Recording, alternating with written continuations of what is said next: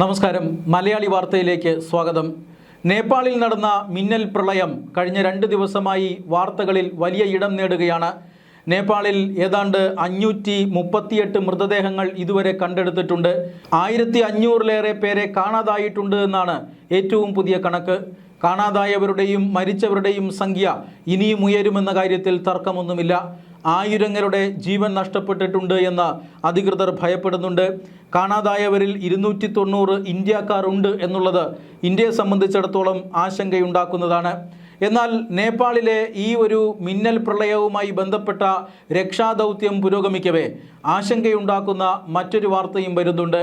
ഇപ്പോൾ ഈ പൊട്ടിയതുപോലെയുള്ള ചെറുതും വലുതുമായ 13 ഹിമതടാകങ്ങൾ അപകട ഭീഷണിയിൽ ഇപ്പോഴും നിലനിൽക്കുകയാണ്. ഏത് നിമിഷവും ഈ തടാകങ്ങൾ പൊട്ടിത്തെറിക്കാമെന്ന് ചില ഏജൻസികൾ മുന്നറിയിപ്പ് നൽകുന്നുണ്ട്.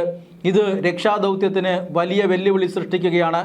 ടിബറ്റൻ അതിർത്തിയിലെ ഒരു ഹിമതടാകം കൂടി പൊട്ടിയതായി ഇപ്പോൾ വാർത്ത വരുന്നുണ്ട്. രക്ഷാദൗത്യത്തിന് രംഗത്തുണ്ടായിരുന്ന എല്ലാവരെയും ഇതുകൊണ്ട് തന്നെ താൽക്കാലികമായി പിൻവലിച്ചിരിക്കുകയാണ്. രക്ഷാപ്രവർത്തനം നടത്തുന്നവർ ജാഗ്രത കാട്ടണമെന്ന് നേരത്തെ നേപ്പാൾ ഭരണകൂടം അഭ്യർത്ഥിച്ചിരുന്നു. ഇനിയും 13 തടാകങ്ങൾ കൂടി അപകടകരമായ രീതിയിൽ നിൽക്കുകയാണ് എന്ന വാർത്ത നേപ്പാളിനെ ആശങ്കയിലാക്കുകയാണ്. ഹിമപാളികൾ പൊട്ടിത്തെറിച്ച് അല്ലെങ്കിൽ അതിൻ്റെ മൺതിട്ടകൾ പൊട്ടിത്തെറിച്ചാൽ വലിയ അപകടങ്ങൾ ഉണ്ടാകും. ആ അപകടമാണ് ആദ്യ ദിവസം ഉണ്ടായത്. ഇതുപോലെയുള്ള ഇനിയും കൂടുതൽ അപകടങ്ങൾ ഉണ്ടാകാനുള്ള സാധ്യതയാണ് വിദഗ്ധർ നേപ്പാളിൽ ചൂണ്ടിക്കാണിക്കുന്നത്. എന്തായാലും രക്ഷാപ്രവർത്തകരും അതുപോലെ തന്നെ മറ്റ് അധികൃതരുമെല്ലാം വലിയ ആശങ്കയിലാണ്. ആശങ്കയുണ്ടെങ്കിലും പരമാവധി ആളുകളുടെ ജീവൻ രക്ഷിക്കാനും മൃതദേഹങ്ങൾ കണ്ടുപിടിക്കാനുമുള്ള ശ്രമങ്ങൾ നടക്കുകയാണ്. മണ്ണും ചെളിയും അടിഞ്ഞ് നിരവധി പ്രദേശങ്ങൾ കാണാനാകാത്ത സ്ഥിതിയുണ്ട്. ഇവിടങ്ങളിലെല്ലാം മൃതദേഹങ്ങൾ ഉണ്ടാകുമെന്നാണ് കരുതപ്പെടുന്നത്. സമയം കഴിയും തോറും മൃതദേഹങ്ങൾ അഴുകി പകർച്ചവ്യാധികളും മറ്റും വരാനുള്ള സാധ്യതയുമുണ്ട്. എന്തായാലും നേപ്പാളിൻ്റെ വൈദ്യുതി മേഖലയെ അടക്കം തകർത്ത് കളഞ്ഞ ഒരു മിന്നൽ പ്രളയമാണ് ഉണ്ടായത്.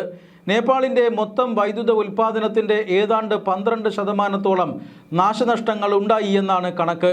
നേപ്പാളിൻ്റെ മൊത്തം വൈദ്യുതി ഉൽപ്പാദനത്തിൽ 12% കുറവ് വരുമെന്ന് വിദഗ്ധർ ചൂണ്ടിക്കാണിക്കപ്പെടുന്നു. ഇന്ത്യയിലേക്കുള്ള വൈദ്യുതി പ്രവാഹത്തിൻ്റെ സ്രോതസ്സായ ദേവിഘട്ട് ഉൾപ്പെടെ 13 ജലവൈദ്യുത പദ്ധതികൾ തകർന്നതായിട്ടാണ് റിപ്പോർട്ട്. ഇന്ത്യൻ സംസ്ഥാനങ്ങളിലും ജാഗ്രതാ നിർദ്ദേശം പുറപ്പെടുവിച്ചിരിക്കുകയാണ്. നേപ്പാളിൽ കരകവിഞ്ഞൊഴുകുന്ന നദികൾ ഇന്ത്യയിലെ ബീഹാറിലും അതുപോലെ തന്നെ ഉത്തർപ്രദേശിലുമൊക്കെ എത്താൻ സാധ്യതയുണ്ട്. മലവെള്ളപ്പാച്ചിൽ അതുപോലെ എത്തിയാൽ തീർച്ചയായും ഈ സംസ്ഥാനങ്ങളിലും കാഷ്വാലിറ്റികൾ ഉണ്ടാകാം. അതുകൊണ്ട് തന്നെ 5000-ലധികം പേരെ ഈ സംസ്ഥാനങ്ങളിൽ നദിക്കരയിൽ നിന്നും മാറ്റിപ്പാർപ്പിച്ചിരിക്കുകയാണ്. അതിനിടെ മിന്നൽ പ്രളയത്തിൽ അകപ്പെട്ട നേപ്പാളിന് സാമ്പത്തിക സഹായം ഉയരുകയാണ്. അതായത് വലിയ സഹായ ഹസ്തമാണ് ചൈനയും ഇന്ത്യയും നൽകുന്നത്.